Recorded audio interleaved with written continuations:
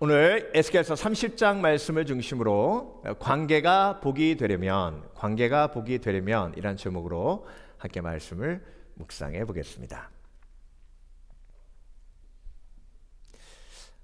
아주 오래전에 상담을 받는 한 분이 계셔서 우리 교회 분은 아니고요. 부탁을 받아서 제가 가서 통역한 적이 있는데요. 그 상담의 핵심은 그거였어요. 아들하고 며느리하고 이혼 위기예요. 근데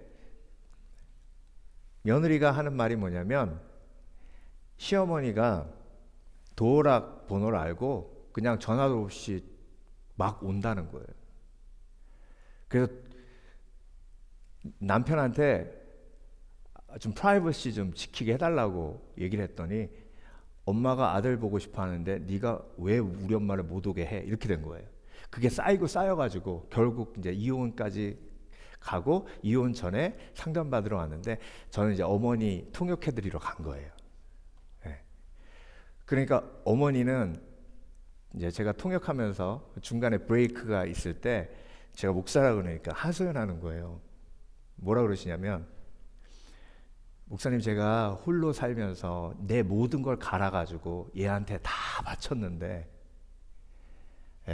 내가 원할 때 내 아들 보지도 못하는 이런 상황이 되는 게 이게 말이 됩니까? 그래요. 그러니까 뭐 저는 상담자도 아니고 통역하러 갔으니까 그냥 들어만 드렸습니다. 근데 여러분, 정말 내 영혼을 갈아 넣었다는 말이 맞아요. 제가 들어보니까.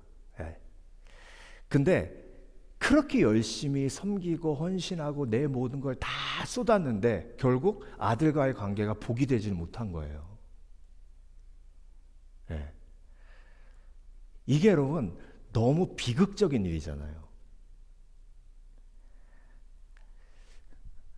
이유가 뭘까요? 오늘 본문의 상황도 마찬가지예요. 이스라엘이 애굽한테 여러분 얼마나 잘했는지 아세요? 조공을 바치고, 왜냐하면 이스라엘이 애굽한테 잘한 이유가 뭐예요? 애굽이라는 강대국이 우리를 보호해 주어야 북방에 아람 있죠, 아수르 있죠, 바벨론 있죠. 양쪽에는 뭐 암몬 있고 블레셋 있잖아요. 그러니까 수시로 쳐들어오는 거예요. 그러니까 이스라엘은요, 애굽을 의지하고 애굽이 도와주면 든든한 거죠. 그렇죠? 그러니까 어떻게든 애굽한테 잘 보여야 돼요. 그러니까 솔로몬이 왕 딱 되자마자 제일 먼저 한 일이 뭐예요? 애굽 공주랑 결혼하는 거예요. 그러니까 이스라엘이 애굽한테 너무 잘해줬어요. 그러니까 여러분, 애굽은요 이스라엘한테 어떻게 했겠어요?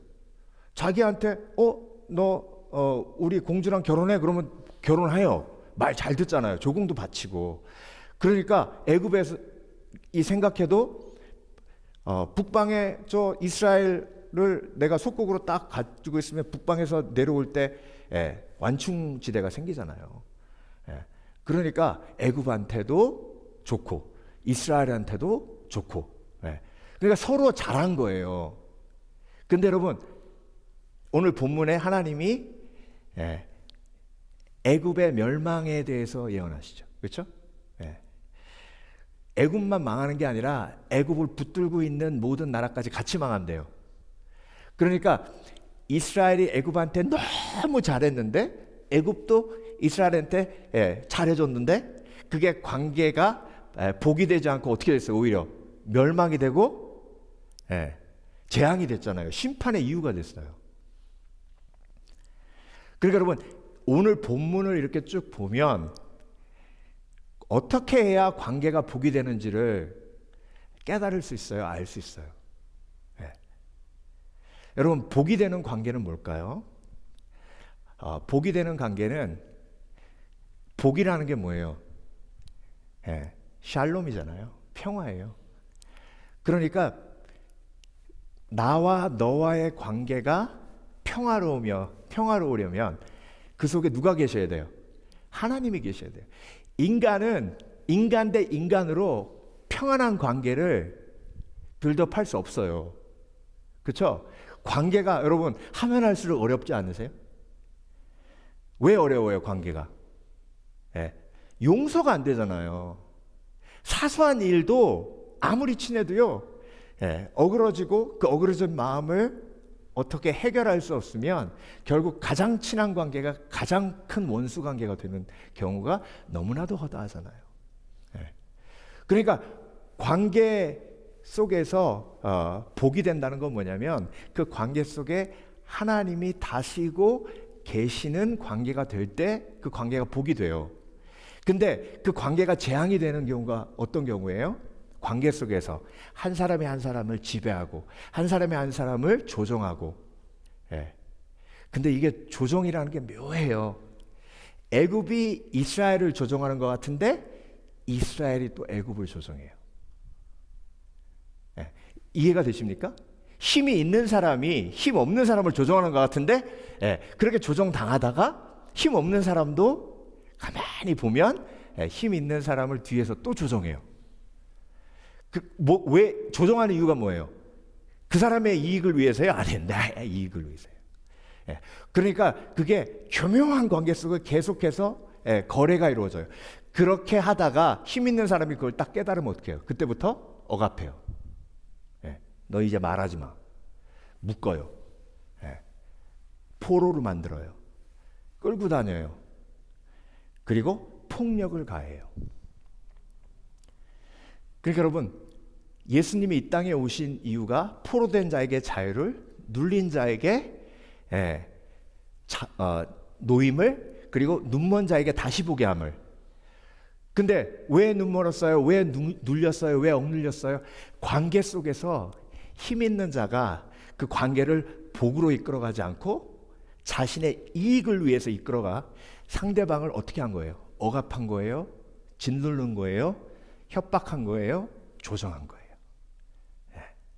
그래서 여러분, 이 영적인 진리는요, 주님 품 안에 안기는 그날까지 마음속에 새기셔야 됩니다. 왜? 매일매일 관계하잖아요, 우리가. 그렇죠? 매일매일. 그러면 하나님께서 저와 여러분에게 주신, 예, 복은 뭐냐면요, 관계 속에 있어요. 자, 무인도에 모든 걸 다 가진 사람이 혼자 딱 떨어졌어요. 그러면 여러분, 그 사람 되게 복되다. 혼자 사니 아무런 스트레스 안 받겠구나. 예? 그런데 혼자 있는데도 모든 걸 다 누려. 예, 다 있어. 정말 복되다. 그럽니까? 예. 저 사람은 너무 힘들겠다, 불쌍하다 그러잖아요. 왜? 무인도에 혼자 있으니까. 여러분, 소유가 복이 아니에요. 관계가 복이에요. 예. 그렇다면 여러분, 관계가 복이 되려면 이라는 질문은요, 말씀 속에서 가장 중요한 질문 중에 하나입니다. 자, 오늘 8절을 보면요, 내가 애굽에 불을 일으키며 그 모든 돕는 자를 멸할 때에 그들이 나를 여호와인 줄 알리라. 자, 돕는 자를 멸한대요. 돕는 자가 착한 사람 아니에요? 그렇죠?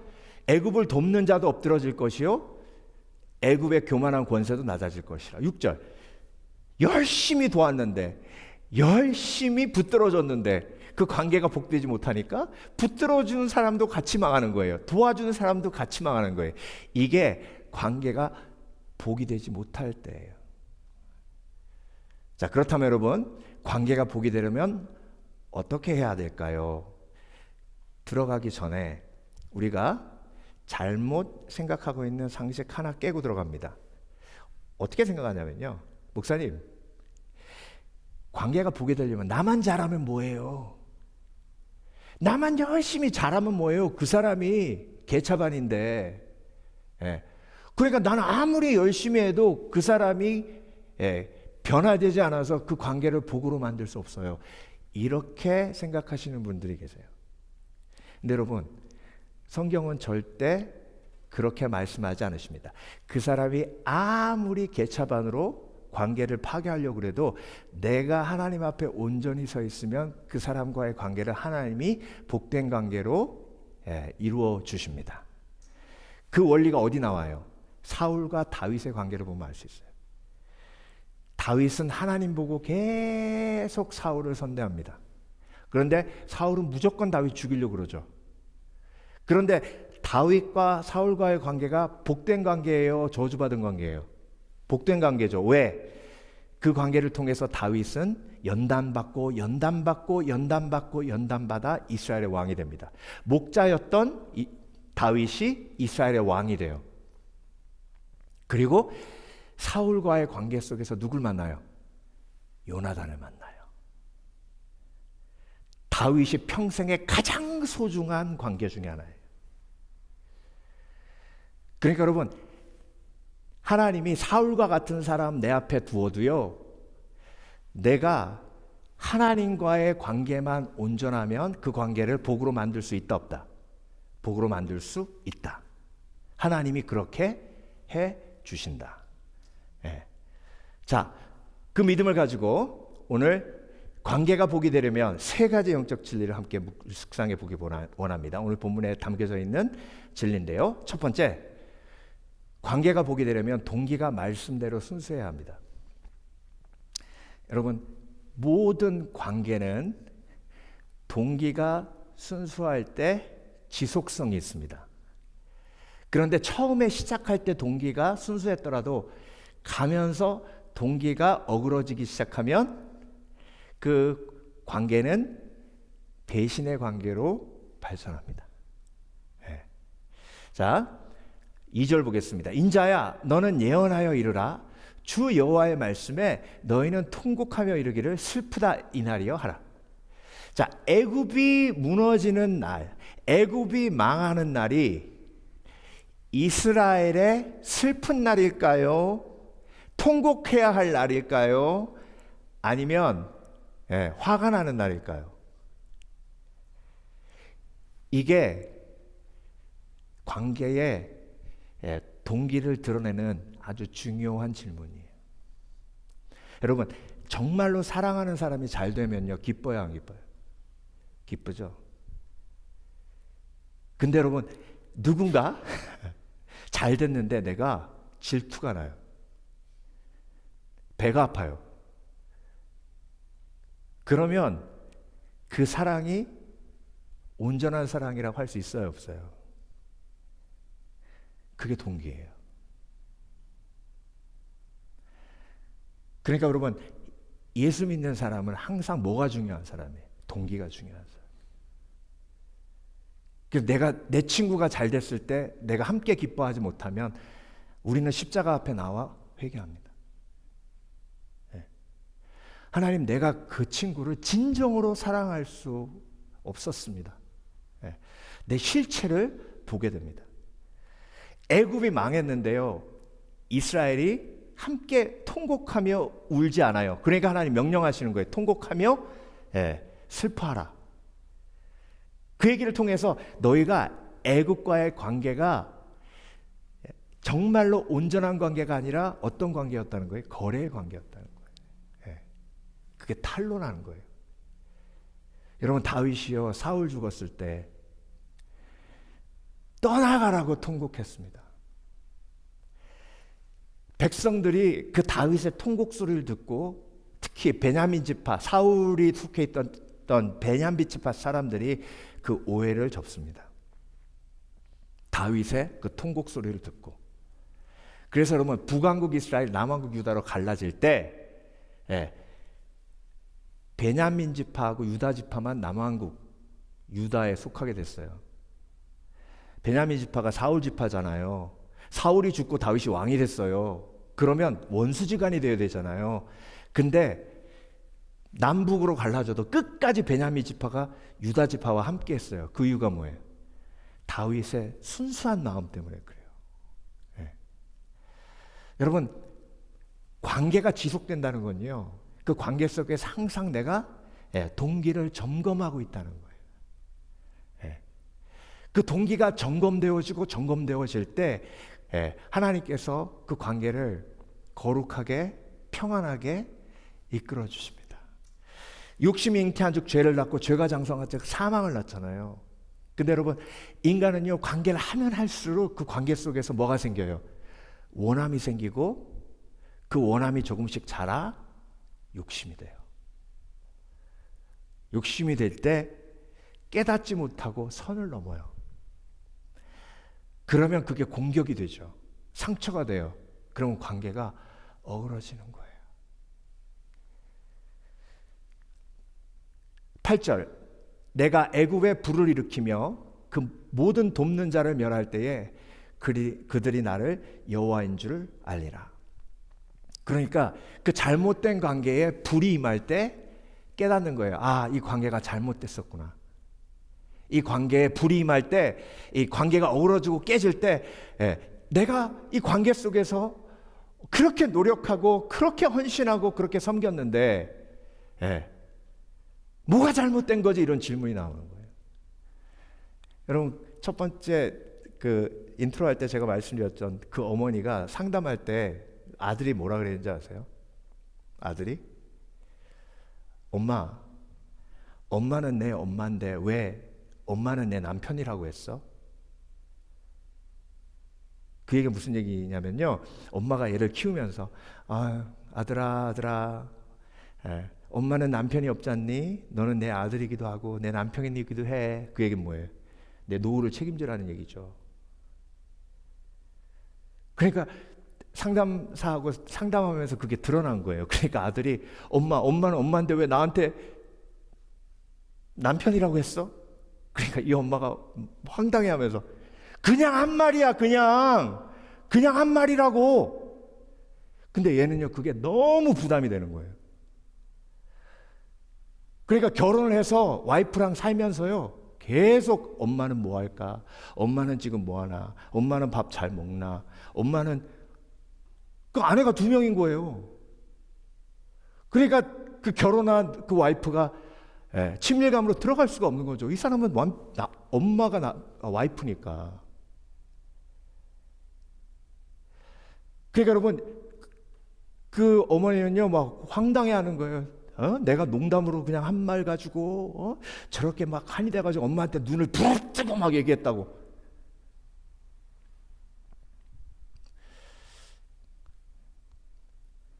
여러분, 내 동기가 이 관계 속에서 정말 그 아이를 위한 말인가, 아니면 그 아이도 위하고 나도 위하는 말인가, 이게 되게 중요해요. 여러분, 하나님께 영광도 돌리고 나도 영광 취하고, 이게 사단이에요. 이게 사단이에요. 그러니까 사단이 역사하면 하나님께도 영광 돌리고 나도 영광 취하고, 너도 좋고 나도 좋고. 그러니까 관계의 동기가 어그러지죠. 그렇죠? 그래서 여러분, 예수님의 제자들의 동기가 예수님 십자가에 딱 못 박히셨을 때 다 드러났어요. 다 도망갔죠. 그렇죠? 그러니까 예수님 십자가에 딱 못 박혀 죽으시니까 다 도망갔다는 얘기는 뭐예요? 예수님 이유가 뭐예요? 쫓아다니는 이유가 뭐예요? 한 자리 하려고. 세베대의 아들 야고보와 요한이 어머니를 통해서 얘기했잖아요. 예수님이 나라를 회복하시면 내가 오른쪽에 앉고 왼쪽에 앉게 해달라고. 그게 어머니의 원함이기도 했지만 본인들의 원함이기도 했어요. 그러니까 다른 제자들이 막 화냈잖아요. 그러니까 제자들 모두가 어떤 동기로 예수님 쫓은 거예요? 한 자리 하려고. 근데 예수님께서 십자가에 못 박혀 죽으시니까 그 동기가 깡그리 다 깨진 거죠. 그러니까 도망가는 거예요. 근데 예수님이 부활하셔서 모든 제자들 딱 앞에 세워놓고 베드로에게 대표로 물어보시죠. 베드로야, 내가 나를 사랑하느냐? 뭐 점검하시는 거예요? 동기를 점검하시는 거예요.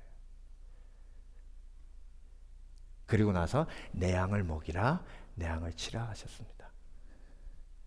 여러분, 크리스천은요, 항상 뭘 점검하는 사람이에요? 동기를 점검하는 사람이에요. 내가 왜 이렇게 열심히 하나? 내가 왜 이 사람에게 이렇게 잘해주나?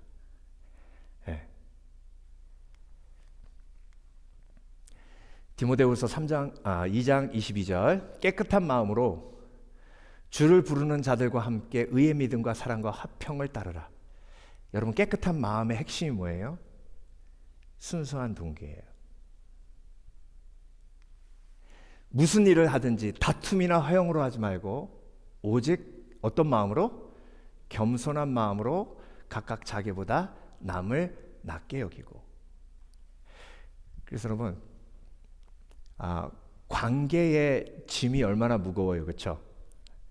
여러분, 이 세상의 그 어떤 짐보다 가장 무거운 짐이 관계의 짐이에요. 경험해 보셨죠? 그렇죠? 네. 근데 수고하고 무거운 짐진 자들아 다 내게로 오라 내가 너희를 쉬게 하리라 하셨어요. 그 무거운 짐이 재정의 짐, 육체의 연약함의 짐, 질병의 짐, 뭐 많은 삶의 문제들이 있지만 그 중에 핵심은 뭐냐면 그것 때문에 벌어지는 관계 문제의 짐이잖아요. 그 관계 문제의 짐이 해결되는 핵심이 뭐냐면 나는 온유하고 겸손하니 나의 멍에를 메고 내게 배우라 하셨죠. 그렇죠? 그러면 너희가 쉼을 얻으리니. 그러니까 그 관계의 짐이 내려놔지고 쉼을 얻는 핵심이 뭐예요? 마음이에요. 온유함과 겸손함이. 그래서 여러분, 예수님을 닮아 내 삶 속에, 내 마음 속에 동기가 온전해지고, 동기가 온전해지면 뭐가 나가는지 아세요? 온유함과 겸손이 나가요. 그러면 모든 관계 문제는 해결됩니다. 반대로 교만하고 무례하면 모든 관계는 다 깨져요. 그러면 온유하고 겸손하게 액팅하는 게 얼마나 가겠어요? 하루 못 가요. 근데 예수님의 그 은혜 속에 내 마음이 온유하고 겸손하게 성령의 역사를 경험하면 모든 관계는 그때부터 풀리기 시작해요. 두 번째, 관계가 복이 되려면 하나님만 의지해야 됩니다. 하나님도 의지하는 게 아니에요. 하나님만 의지하는 거예요. 에스겔 29장 7절, 지금 30장인데 29장 7절에 뭐라고 나와 있냐면 그들이 너를 손으로 잡은 즉 내가 부러져서 그들의 모든 어깨를 찢었고 그들이 너를 의지한 즉 내가 부러져서 그들의 모든 허리가 흔들리게 하였느니라. 자, 애굽을 의지했더니 결국 그 애굽이 부러져서 그들의 모든 어깨를 찢었대요. 자, 애굽을 의지했는데 바로 무너지진 않아요. 무너질 듯 하다가 와장창 무너지죠. 그렇죠? 네. 자, 그래서 여러분, 인간은 의지 대상이 아닙니다. 사랑의 대상이지. 자, 이렇게 제가 비유로 설명할게요. 여러분, 물을 마실 때요, 깨끗한 물만 마셔야 돼요? 깨끗한 물도 마시고 더러운 물도 마셔도 돼요? 깨끗한 물만 마셔야 되죠. 그렇죠? 네. 아유, 목사님 뭐 깨끗한 물 한 70% 마시고 더러운 물 한 30% 마시죠 뭐. 네. 그럼 죽어요. 똑같아요. 하나님만 의지해야 살아가도록 하나님이 저와 여러분을 지으셨어요. 자, 나는 포도나무여 너희는 가지니. 그래서 주님만 의지한다는 건 주님하고 연결돼 그곳에서 빨대 꽂아 내 모든 필요를 공급받는 걸 의미합니다. 자, 근데 여러분, 그 빨대를 사람에게 꽂아요? 그 사람이 나만 하겠어요? 자기 살려면 어떻게 해야 돼요? 나한테 빨대 꽂은 그 사람을 공격해서 빨대 꽂지 못하도록 만들어야 되잖아요. 그러니까 여러분, 사람을 의지하는 게 얼마나 어리석은 거예요. 근데 예수님께서 사마리아 여인에게 말씀하신 것처럼 내 배에서 뭐가 나오리라? 생수의 강이 흘러나리라 하셨잖아요. 하나님께는 빨대 꽂아도 그 생수의 강이 마르질 않아요. 근데 사람에게 빨대 꽂으면 한계가 있어요. 그러니까 하나님만 의지하라고 하신 거예요. 여러분, 인간은요, 피조물로 지어졌기 때문에 절대 주인이 될 수 없습니다. 만약에 인간이 주인이 되려고 하면 그게 교만이에요. 그러니까 누군가를 의지한다는 건 그 사람이 나의 주인이 된다는 걸 의미하거든요. 그러니까 내가 그 사람을 의지함으로 그 사람을 주인으로 만들어 교만하게 만든 거예요. 그러니까 둘이 같이 멸망하는 거예요.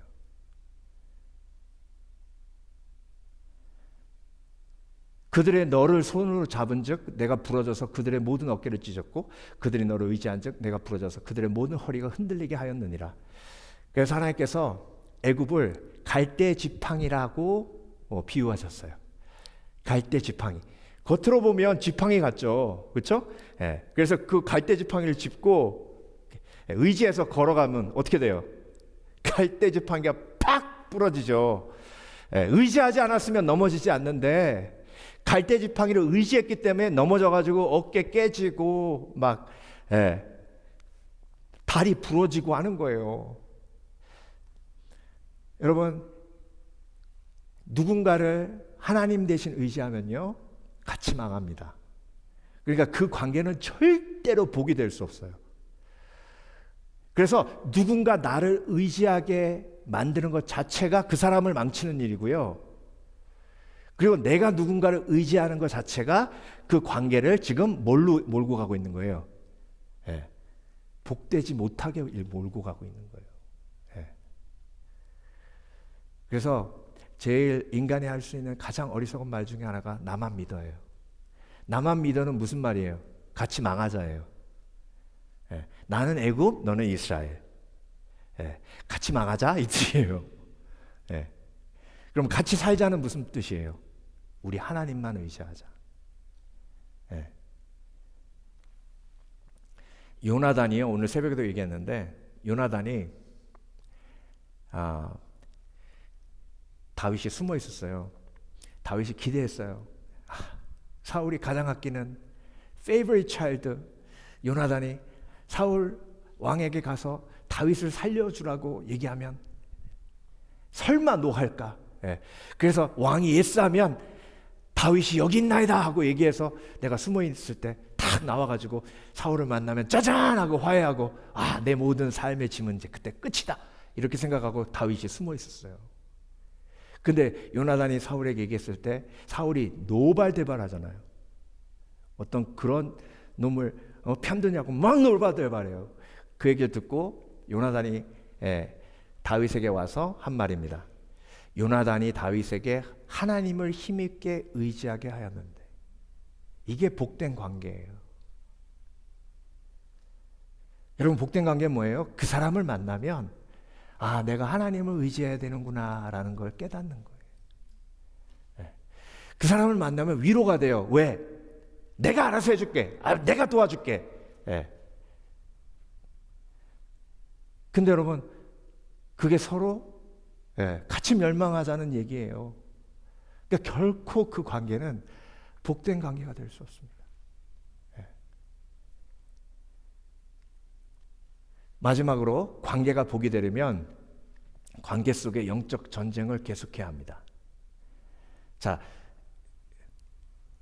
악한 영이 저와 여러분의 삶을 망가뜨리려면 뭘 공격하면 돼요? 관계를 공격하면 돼요. 관계 속에 같이 망하게 만들려면 어떻게 하면 돼요? 서로가 서로를 의지하게 만들면 그 관계는 이제 좀 있으면 심판으로 가는 거예요. 그러니까 이게 영적 전쟁이에요. 에스겔서 30장 13절 나 주 여호와 말하노라 내가 그 우상들을 멸하며. 자, 애국과의 관계가 너무 서로 섬기며 붙들어주고 도와주는 관계 너무 좋았는데 그 관계를 통해 악한 영들이 이스라엘에 뭘 자꾸 집어넣냐면 우상을 집어넣었어요. 솔로몬이 결국은 그렇게 망하게 된 이유가 애국 공주를 통해서 그리고 많은 첩들이 가지고 온 우상들 때문이었어요. 그래서 여러분, 관계에 복된 관계가 되려면 악한 영이 이 관계를 계속 공격하는 걸 알고 깨닫고 계속 이 관계를 무너뜨리려고 하는 악한 영을 뭐 해야 돼요? 대적해야 돼요. 대적해야 돼요. 자, 사울하고 다윗 얘기를 또 한 번 할게요. 18장 10절에 보면 그 이튿날 하나님께서 부리시는 악령이 사울에게 힘있게 내림에 그가 집안에서 정신없이 떠들어대므로 다윗이 평일과 같이 손으로 수금을 타는데 그때 사울의 손에 창이 있는지라. 어떻게 했어요? 사울이 다윗한테 창을 던졌죠. 2번이나 죽이려고. 근데 그 원인이 뭐예요?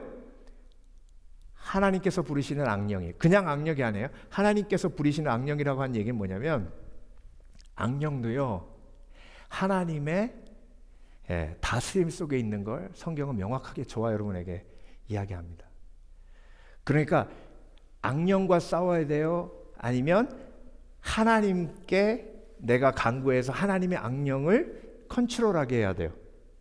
내가 하나님께 기도해서 하나님이 그 악령을 컨트롤하게 해야 되죠. 그 얘기를 하시는 거예요. 다윗이 그렇게 했어요. 그러니까 그 악령과 악령에 들려있는 사울과 직접 싸우지 않았다고요. 네. 자, 그런데 여러분, 이게 한두 번이 아니에요. 18장에도 그렇잖아요. 19장에 넘어가서 또 사울이 또 악령에 헷가닥 해가지고 다윗을 죽이려고 합니다. 19장 9절, 여호와께서 부리시는 악령이 사울에게 임하였으므로 사울이 손에 단창을 가지고 그의 집에 앉았고 다윗은 손으로 수금을 타는데 어떻게 했어요? 사울이 다윗을 향해 창을 던졌는데 다윗이 피했어요. 그래서 그 창이 벽에 꽂힙니다. 자, 18장에도 이런 일이 있었고 19장에도 이런 일이 있었어요. 한 번 당했는데 다윗은 바보예요? 또 거기 가가지고 앉아서 찬양하고 있는 거예요. 여러분, 악령도 하나님이 다스리고 계심을 다윗이 믿으니까 그렇게 할 수 있는 거예요. 자, 이 원리가 저와 여러분의 삶에 그대로 적용됩니다. 여러분, 어떤 관계든요, 사울과 다윗의 관계가 우리 삶 속에 있을 수밖에 없어요. 그러면 악한 영이 생각에 창을 던지라고 얘기하는 생각을 넣어주기 딱 좋은 사람이 있다고요. 그러면 그 사람이, 악령이 그 생각을 집어넣으면 나한테 창 던져야 안 던져요? 던지죠. 그럼 어떻게 해야 돼요? 나도 창 가지고 다니다 같이 탁 던져요. 피하고 네가 던질 줄 알았어. 그러고 나도 탁 같이 던져요. 악령이 원하는 게 그거예요. 네. 여러분, 다윗이 사울 암살했으면요, 베냐민 지파는 절대로 다윗이 왕이 된 걸 인정하지 않을 겁니다. 여러분, 베냐민 지파가 사울이 왕되기 전에는 약했지만 사울이 왕된 후에는 베냐민 지파가 가장 강성한 지파예요.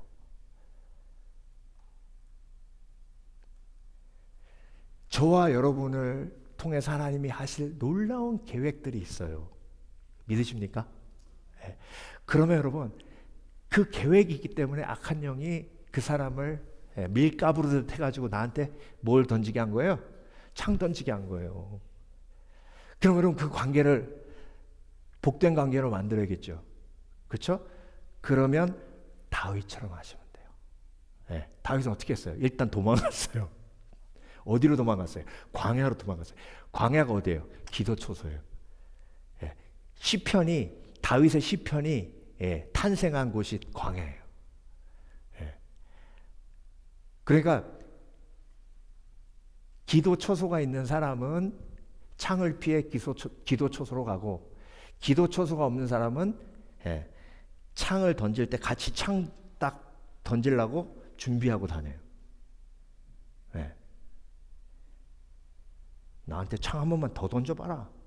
너도 죽고 나도 죽는 거야. 여러분, 기도초소가 있다는 게, 내가 기도할 수 있다는 게 얼마나 감사한 일인지.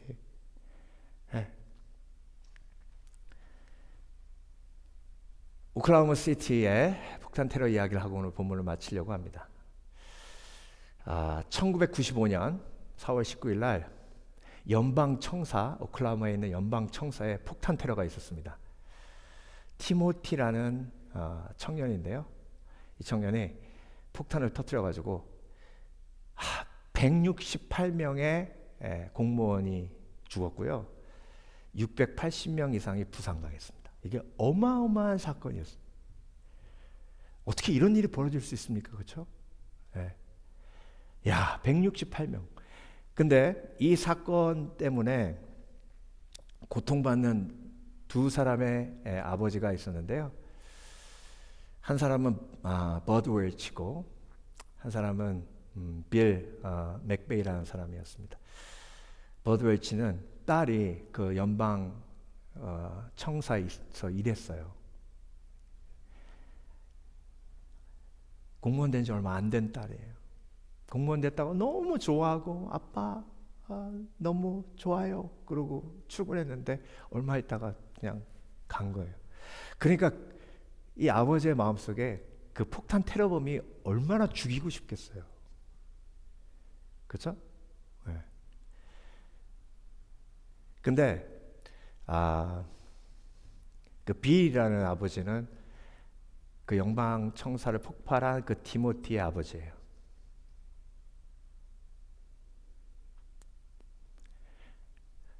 버드웰치가 그 분노 때문에 막 견딜 수가 없어서 교회 가서 예배 드릴 때마다 하나님, 나는 그 놈을 죽이고 싶습니다.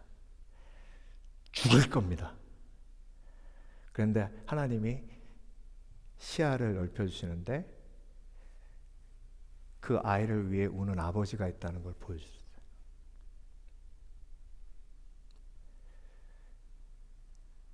알겠습니다, 하나님. 그러면 내가 어떤 인간이 그런 괴물을 키워냈는지 내가 가서 보겠습니다. 그리고 그 집을 찾아간 거예요. 근데 버드하고 빌이 그 집 잔디밭에 이렇게 서서 대화를 하는데 빌이 그러더랍니다. 나는 울 수도 없고 고통스러워할 수도 없습니다. 아무것도 할 수가 없습니다. 그러면서 아들 사진을 꺼내서 보여주면서 울더래요. 그때 버드가 제가 생각하기엔 성령의 역사인 것 같아요. 폭탄 테러범의 아버지가 아니라 죽어가고 있는, 이제 사형 선고받고 죽어가고 있는 아들을 바라보며 슬퍼하는 아버지로 보이더랍니다.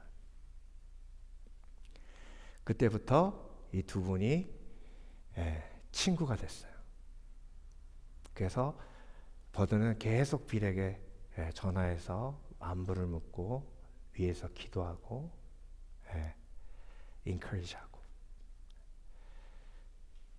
버드가 하는 말이 뭐냐면 미움 대신 용서를 선택하고 서로의 아픔을 이해하며 친구가 되는 것이 하나님이 기뻐하시는 일이고 하나님이 나에게 주신 사명이라고.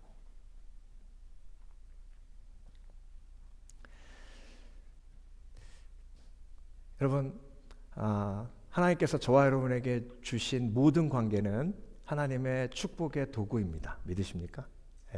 그 관계가 어렵더라도 힘들더라도 그 하나님의 놀라우신 계획 속에 내가 믿음으로 나아가면 그 관계가 복이 될 수 있습니다. 그래서 이 세 가지 영적 진리는 여러분 주님 품 안에 안기는 그날까지 마음에 새기시고 꼭 기억하시길 바랍니다. 관계가 복이 되려면 동기가 예수님의 말씀대로 순수해야 하고요. 그리고 하나님만 의지해야 합니다. 그리고 관계 속에 악한 영이 틈타지 않도록 영적 전쟁을 계속해야 합니다. 그래서 하나님께서 주신 모든 관계가 복이 되는 정말 팔복의 주인공 되시는 복된 그리스도인 되시길 주의 이름으로 축원합니다. 축원합니다. 기도하겠습니다.